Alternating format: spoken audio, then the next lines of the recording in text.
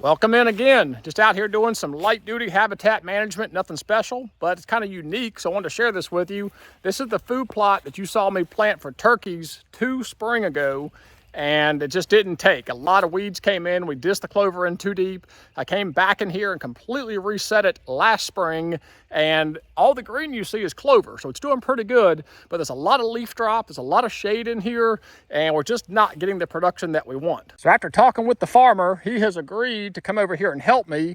He's cleaning up all his field edges, and he's going to come into this plot and clean up all these edges as well and take these limbs up as high as he can, particularly a lot of these sweet gums that are dropping all this leaf litter. This is all sweet gum leaves that's smothering out my plot here.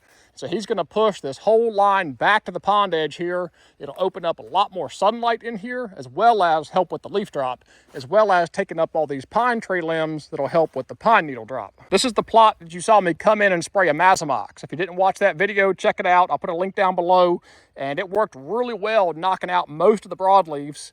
I've got some fall broadleaves coming in here. That's chicory, I actually planted that, but this is predominantly clover and chicory is what was planted in here, with just a few broadleaves coming in.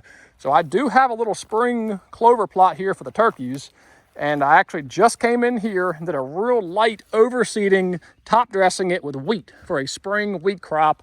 I stayed within the label limit. That way it's a completely legal overseeding, and you can top sow wheat. So I did that to help also green this up, and that'll also help attract the turkeys. So between the clover, the chicory, and the light top sowing of wheat, we should have us a turkey kill plot in here. I've got this massive wall of briars and reeds that are in here. So if he comes in here and pushes all this back, I'm gonna pick up another 20 feet wide, as well as reduce all this leaf litter drop. I think that'll be just what this clover plot needs. I just finished doing all the seeding and actually did an overseeding of 5 pounds of white clover as well.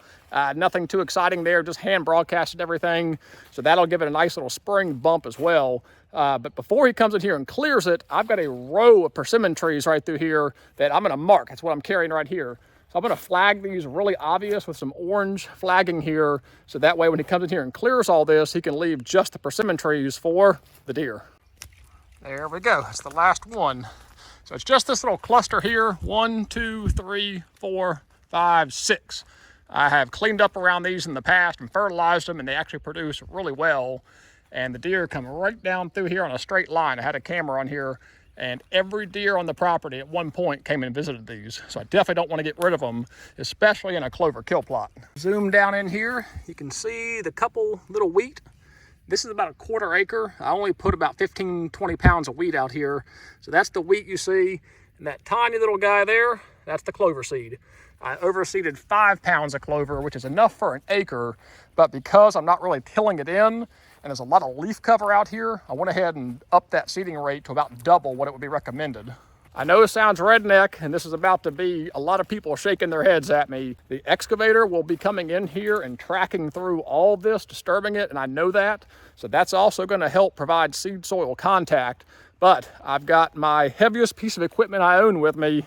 That's a Toyota Tundra. So I am going to go back and forth on this, tracking in that wheat, tracking in that clover, just improving that seed soil contact. Neither clover nor wheat has to be really under the soil to germinate. Both of them will germinate with just seed soil contact. That's why you can top sow wheat so successfully.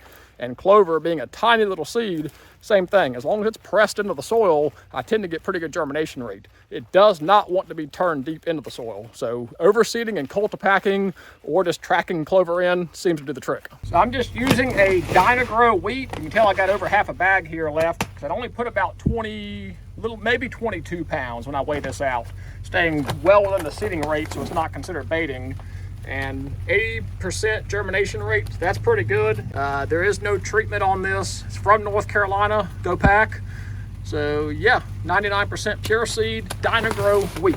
I think we're gonna be in pretty good shape.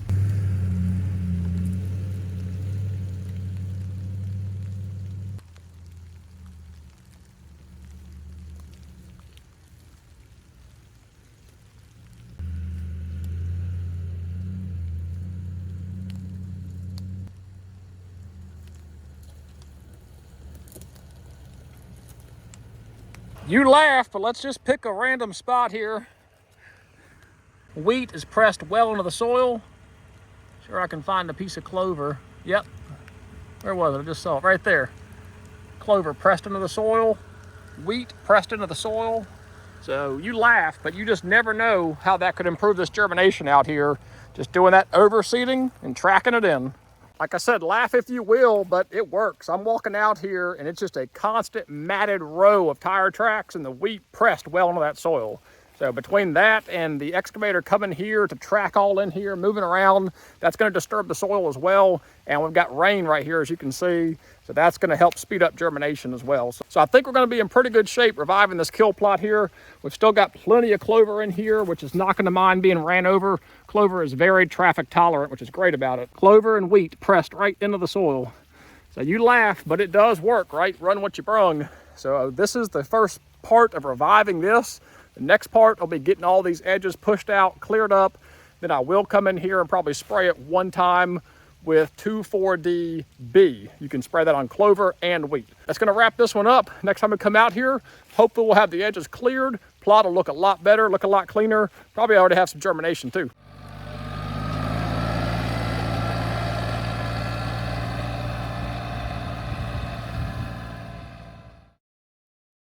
Oh no, where did all my clover go? I think we've had a slight miscommunication with the farmer.